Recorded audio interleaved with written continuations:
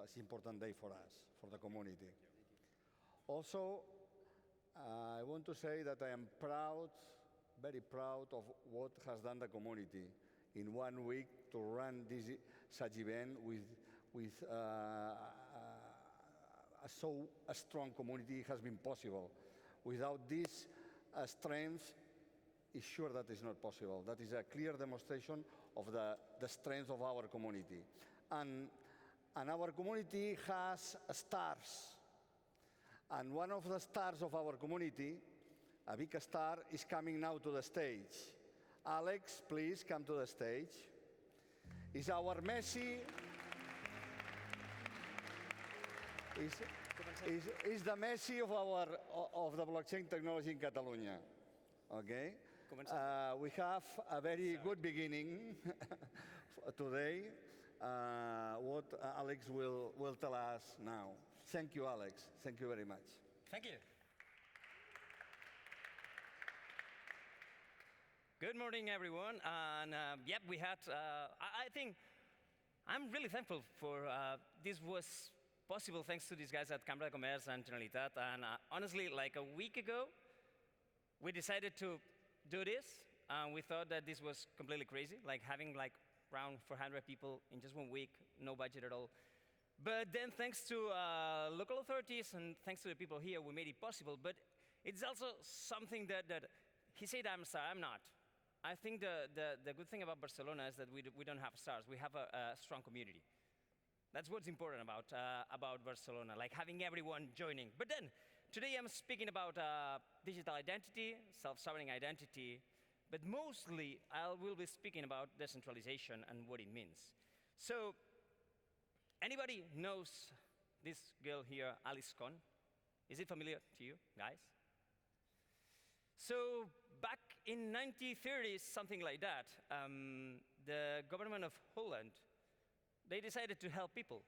So basically, they did a registry of all the people living in Holland. So they have this digital identity. It was not digital, of course, at the time, but it was like, okay, an effort to help people. So once they had this list of people, they wanted to have a little bit more information about them. So they gathered more information so they could help all of the citizens in Holland. What happens is that later, when the Nazis arrived to Holland, they just needed to go there, get the list. They had a tick on Jews. And the fact is, more people were killed in percentage in Holland, more Jews were killed in Holland, just by having a central identity. Alice, by the way, she was German, she moved to Holland, and she was an artist. What she did was basically fake IDs. She was hacking the ID system. So for me, she's one of the first hackers on history. So basically, she saved a lot of people in Germany, a lot of Jews, just by drawing, by hacking the system. And I think this is what it is about.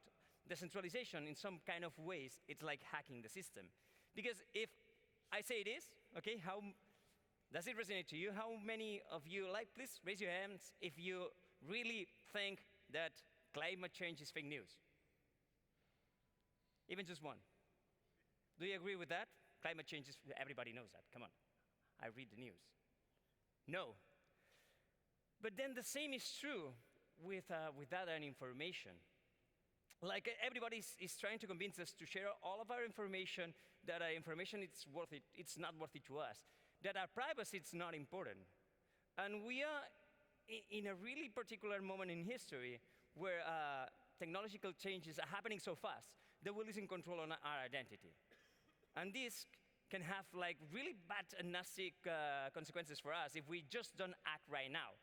So there are a lot of organizations, like my dad is right here with us today, but Next Generation Internet, which I represent, and there's a lot of people who are fighting for the rights to have our own digital identity. But how can we do that? It's not that easy because, like me, that's my identity. But that's nothing. Yes, I work at Kelum Labs. We do digital identity, and I'm the ambassador of Next Generation Internet by the European Commission. I'm leading the working group for digital identity at INATBA, also the European Commission. And I'm the founder of Alastria. I don't know if you know about that. Probably a few of you know that I'm the founder of Alastria. I apologize for that.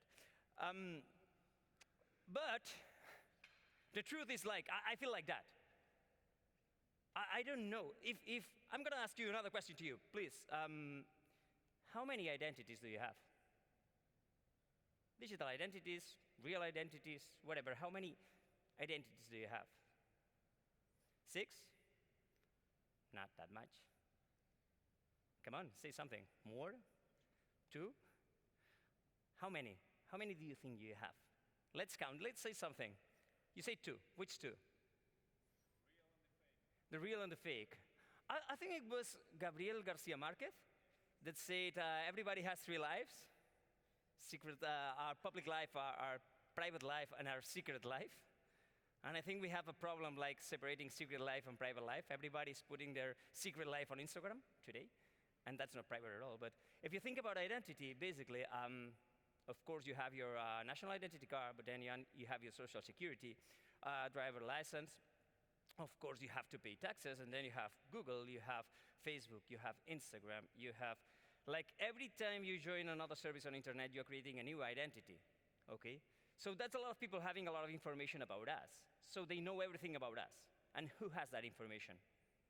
Who's the owner of that information?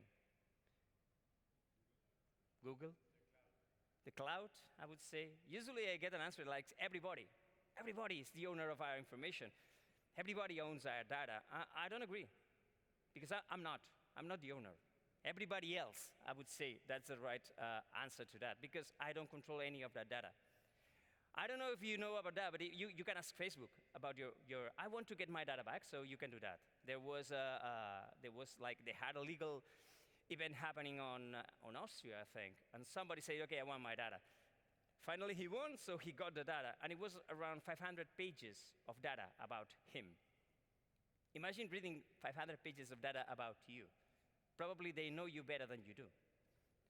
They know for sure things like, for example, like Facebook knows when you're gonna get divorced before that happens. Yeah, it's scary, but they know. They know a lot of things, okay? Probably you know about Libra. Libra, it's they want to have payments on Facebook. Honestly, Facebook, they don't care about payments. Not at all. But the truth is that Facebook, they have our social life, and we lie a lot. So basically, they have our memes, and they have pictures of us like I'm in the beach with my Ferrari or whatever, with my Lamborghini. The truth is that Visa or the banks, they know that that's not true. They know that I have a Seat Panda, and then I'm a Castelldefels, like in a Chiringuito. So if Facebook can have all of this truth about us, probably they can gather even more information. But then I feel like I have this disorder of identity, and the problem is technology. The problem, I talk about that a lot, but it's my fault. I've been an entrepreneur all my life. I used to think that technology can solve everything, so I just move forward. I do things, not thinking, no kind of ethical thinking about what I was doing. And right now, we need to stop a little bit, think again, and we need to include to the things that technologies are doing, we need to include humanists, philosophers, people that can help us see what can go wrong with that. At the beginning, I've had a really long history of things that I've done wrong, but one of them, I had a startup about social media 10 years ago, 12 years ago, I think. So I was helping people to get into social media. I was helping Twitter and Facebook. I could not be so wrong. It's amazing. So, long story short, that's the picture. So we have no control at all on our identity. There's nothing we can do. We have too many of them. But then we are just like 3, I think. 3 identities should be the right, like public, private, and secret. It's not portable. There's no way I can tell somebody, okay, this is my data. Can you move it to another place? I want to store it myself. Imagine that you call Google with Gmail. It's like, give me everything. I will do it myself. I don't need you. Probably that's not going to happen. We are not the owners. It's not interoperable, and that's something about centralization and decentralization, but it's not interoperable. It's really hard to make it interoperable, and it's centralized. And if you don't think there's a problem with centralization, think again about the history I just told you in the beginning, having everything in just one silo.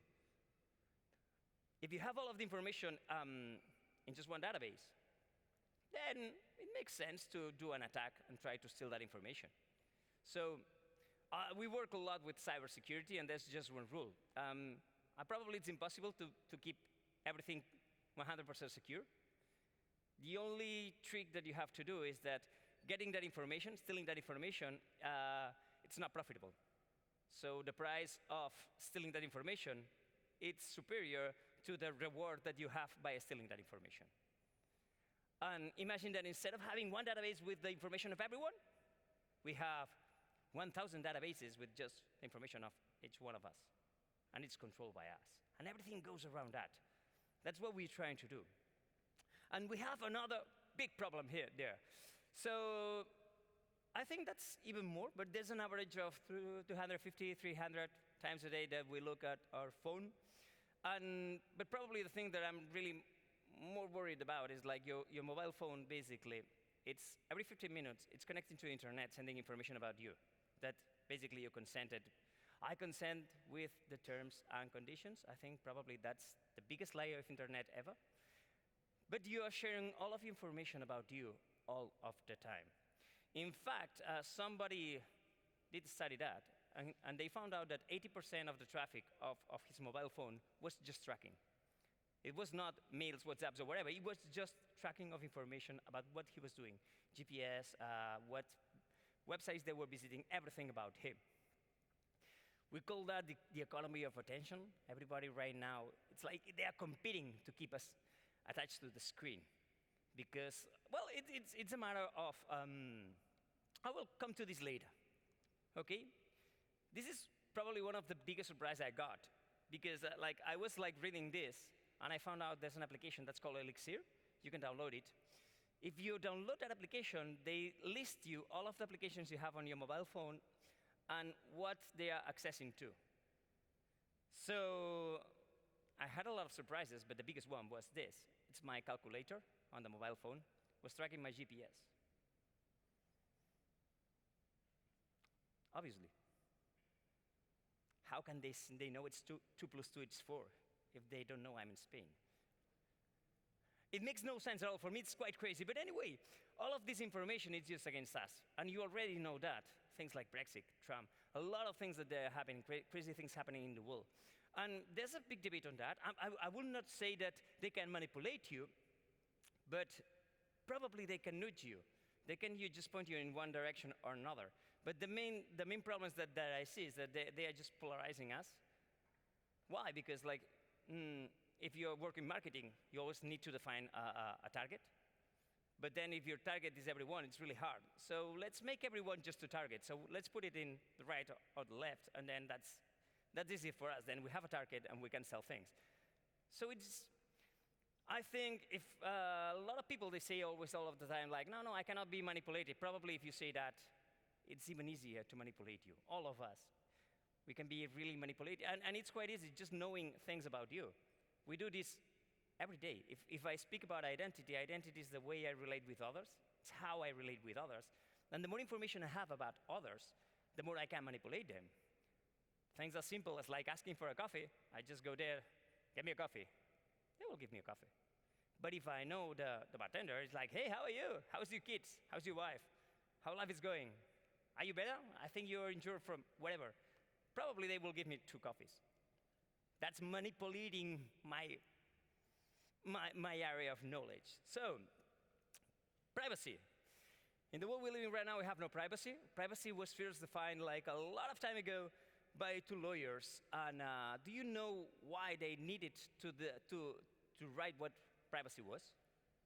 They say that it's like the right to be left alone. It was because of technology, once again. The first time somebody speak about privacy, it was because an evil technology was appearing on the market that was against everyone. Yep. Even you can find a lot of articles about when Telegraph came out, a lot of people complaining about that Telegraph would change everything and they could spy on us and they could do a lot of crazy things. But yes, the photographic camera was one of the technology that raised the debate on privacy for the first time. And it makes sense, if you think, okay, if somebody takes a picture of me, that picture is mine, it's not mine. There's a good documentary on that you can watch on Netflix. That's about Hulk Hogan. Do you know Hulk Hogan, the fighter, the wrestler? So basically, somebody taped a sex video of Hulk Hogan, and then they decided to put it on a website. And you just need to see the documentary to believe that. But so, and finally, when I speak about privacy, about we have no control on identity, usually the answer I have is like, okay, I have nothing to hide. But once again, I do some things that I'm gonna be not really polite here. Okay. Imagine that, okay, you're in the bathroom. You're sitting on the throne. Okay? Are you doing anything wrong? But do you want anybody to know? Or you close your door? Because you want to be left alone. So don't be like, okay, if I have nothing to hide, I can share my cookies, I can share my information. That's okay that they track me because I have nothing to hide. You don't need to give that much information. So right now we have the problem, and a lot of people is working on a solution on that, and we are working on a solution on that. So basically, it's like self-sovereign identity. The main thing about self-sovereign identity is instead of having 1,000 of identities, having just one. Imagine that you have a computer at home. It's not like that, but imagine you have a computer at home with all of your data, and that's your whole identity. And that's the way you connect to all digital services. Okay? This is the current model. We know already that everybody's connecting to this information, but why can't we just move around? Change the way we behave on internet, protect our privacy, and get control on our identity. Okay? So we need to move from silos, a lot of information there, from everyone to containers. We can have that information. And then it's ours, by the way. Everything we do, it's ours. And then we decide, we can give consent on sharing that data if we want to, but it's ours. We can do whatever we want with that. We can move from identity to identifiers. I don't like identity too much. I like identifiers. I like proving things about me, but not giving a number that they can correlate and they can follow me up. That's not private. If we use like a national identity card for everything, then they can track us. They can follow us everywhere we go, but we don't need that. We need identifiers that have the authority, that have the credentials, that have the trust that we can use, but we can have many of them, not just one. But once again, it's ours. We need to move from internet access management. So we need to move from accessing places because of this number, of this identity, to access places just for credentials, just to get here. Instead of like showing my national identity card, I could just share a credential somebody signed for me, digitally signed for me. So it's like I can get into, but you don't need to know anything about me. Every time we just go everywhere, we show the national identity card, and then they know the name of my father, the name of my mother, where do I live, a lot of information that they don't know. And that's another one that's here. We move from no privacy to zero-knowledge proof. Zero-knowledge proof, it's a way to use cryptography to protect our privacy. So I can prove that I'm over 18 without showing anything else, and they cannot follow me everywhere I go. And I know this is crazy, and you think, okay, this guy's crazy, this is not gonna happen anytime soon. But you already heard Daniel Marco here. They really like this approach. They really like this idea. By the way, it's more secure, it's more efficient. There's a lot of good things about that. Okay, but as I told you, I'm already working with the European Commission. We're working on a sandbox on digital identity. But the European Commission is putting a lot of money right now, investing in a lot of projects to make this possible. So the European approach to identity, it's self-sovereign identity. Of course, it's not the same that in China, as you can imagine. And it's not the same like in the States. I would say that you have 3 ways to get an identity. It can be imposed, China. It can be sold. So basically, it's you are paying for that. Even it's not money, but it's with your data. That's the States. Or maybe we can do it the European way. And the European way, it's creating a self-sovereign identity that basically, when I create that identity, it's just me. I put that computer at home, and it's like me saying it's me. Nobody will believe that. But then I can go to local authorities to verify that, just one time. And then I get a list of credentials in my computer that can prove that it's me. And not just me. Think about the Internet of Things, think about our organizations, companies, everything. It can grow organically from there. So that's my message today. So first of all, I would like to convert you, all of you, into some kind of data activists. think about that. Think about protecting your data. Think about all of the things that you're doing, that the data you're sharing with people. And second, like, we will need a lot of help. Once again, this is like, I told you about Barcelona, we have no stars. It's a community, it's a strong community. When I speak about self-sovereign identity, it's exactly the same. It's not one company, it's all of us making this possible. So, thank you.